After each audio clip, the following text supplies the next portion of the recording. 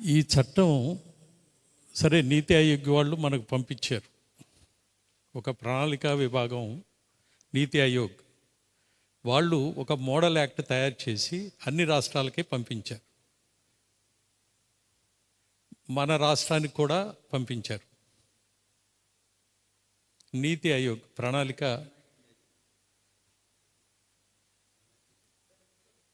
మన దగ్గరకు వచ్చిన తర్వాత అది జగన్ అన్నకు ఒక ఆలోచన వచ్చింది.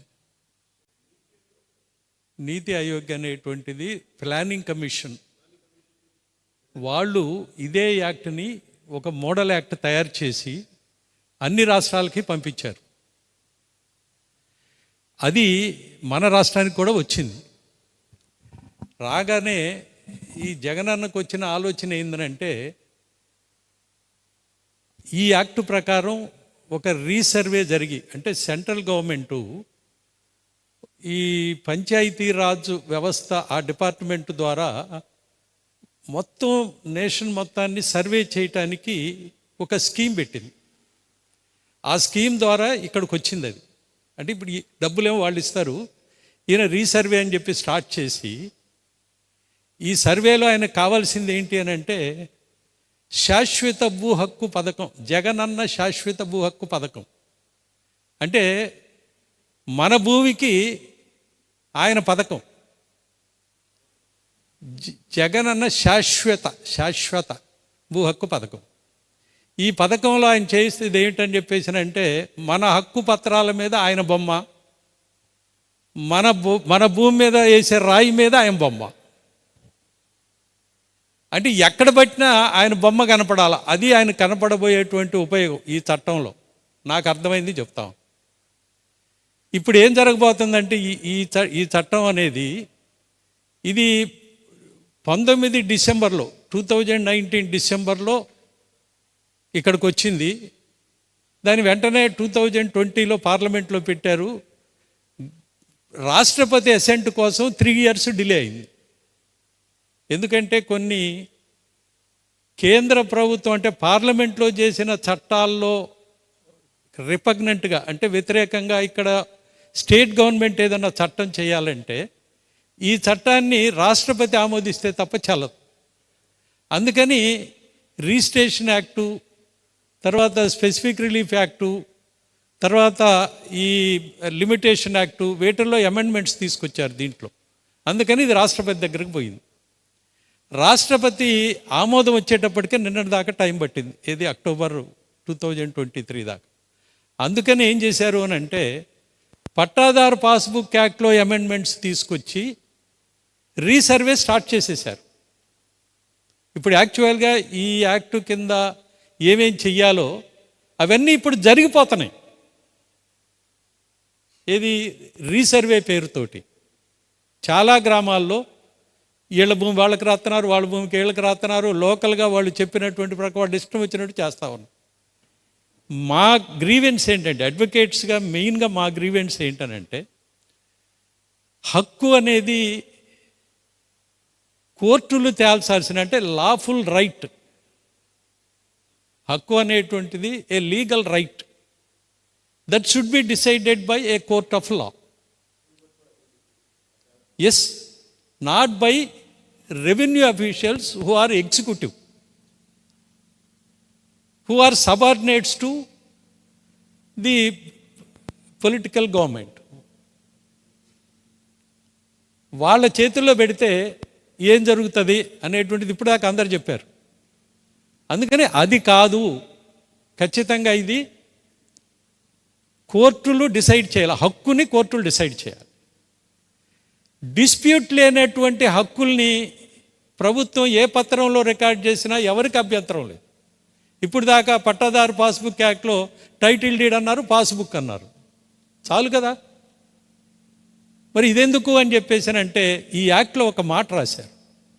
ఏమనంటే ఆబ్జెక్ట్స్ అండ్ రీజన్స్ అని ప్రతి యాక్ట్కి ముందు ఈ యాక్ట్ ఎందుకు చేస్తున్నామో రాస్తారు ఒక చిన్న నోట్. ఆ నోట్లో ఏం రాశారు అని చెప్పేసానంటే కోర్టుల యొక్క అధికారాలను తగ్గించటానికి అని రాశారు. అది మెయిన్ క్వశ్చన్ అంతా అక్కడ స్టార్ట్ అయింది. అంటే మా భుక్తి పోయిద్దని కాదు గొడవ. కోర్టులు తేల్చాల్సినటువంటి న్యాయమైనటువంటి హక్కుల్ని రెవెన్యూ వాళ్ళకి అప్పచెప్తే ప్రజలు ఏమవుతారు అనేది.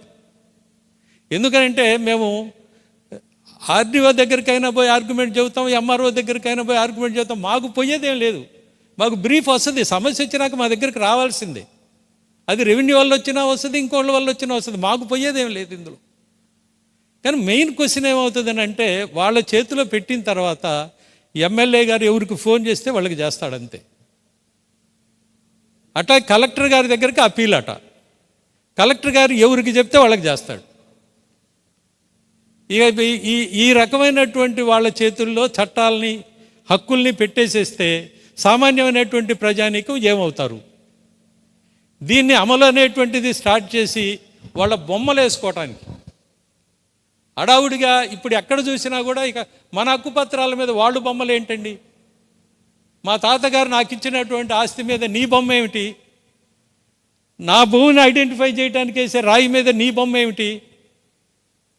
ఇవంతా కూడా ఏంటంటే పొలిటికల్ అడ్వాంటేజ్ కోసం వాళ్ళు అడావుడిగా ఇదంతా తీసుకొచ్చి జనం మీద రుద్దుతున్నారు. ఇది మా గ్రీవెన్స్. That's all.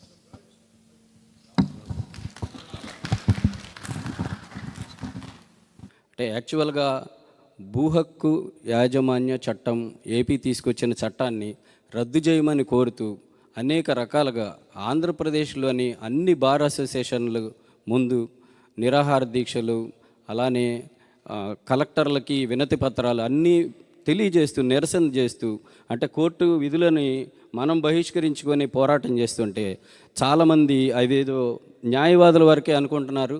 ఇది న్యాయవాదుల సమస్య కాదు, ఇది ప్రజల సమస్య అని తెలియజేయటానికి ప్రతి ఒక్కళ్ళకి, అంటే గ్రామాల్లో, నగరాల్లో, పట్టణాల్లో ఇలా ఉద్యమాన్ని ముందుకు తీసుకెళ్లే ప్రయత్నం చేస్తూ ఉన్నాము. అలానే ఒక్క న్యాయవాదులు ఒక్కళ్ళే ఈ ఉద్యమానికి సరిపోరు. మనతో పాటు చాలామంది, అంటే ప్రజలు, మిగతా భాగస్వాములు అవ్వాలనే ఉద్దేశంతో మిగతా రాజకీయ పార్టీలు అందరితో కూడా మేము ఒక సమావేశం ఏర్పాటు చేసుకున్నాము. ఆ సమావేశం కూడా ఏర్పాటు చేయటం జరుగుతుంది.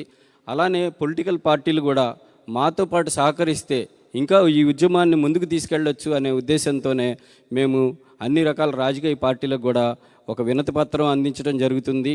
అలానే వినతి పత్రం తీసుకొని ఏం చేయాలి అంటే, ఇది ప్రజల వల్ల నష్టం ఏంటంటే, ఒక భూమి మీద ఉండే హక్కుని రెవెన్యూ అధికారులకు అప్పచెప్పటం వల్ల రెవెన్యూ అధికారులు అంతా కూడా పొలిటికల్ లీడర్స్ కంట్రోల్లో ఉంటారు. కాబట్టి పొలిటికల్ లీడర్స్ కనుక వాళ్ళు చెప్పిన మాట వినకపోతే ఇంకో ఊరు ట్రాన్స్ఫర్ చేస్తారు.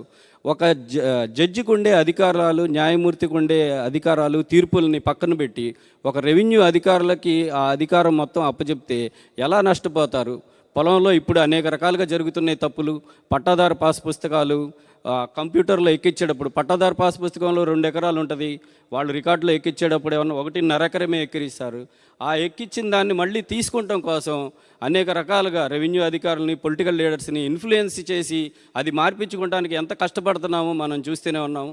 మరి అలా కష్టపడేటప్పుడు అదే అధికారికి కూడా ఈ టైటిల్ రిజిస్టర్ ఒకటి మెయింటైన్ చేయమని ఇచ్చి వాళ్ళకే అధికారాలు ఇచ్చి, అప్పీల్ అధికారాలు కూడా వాళ్ళకే ఇస్తే సామాన్య మానవుడు, భూమి ఉన్న ప్రతి ఒక్కళ్ళు నష్టపోతారు అని ఈ చట్టంలో ఉన్న నష్టాలన్నిటినీ ప్రజలకి చెప్పి ఈ చట్టాన్ని రద్దు చేయమని కోరుతున్నాం.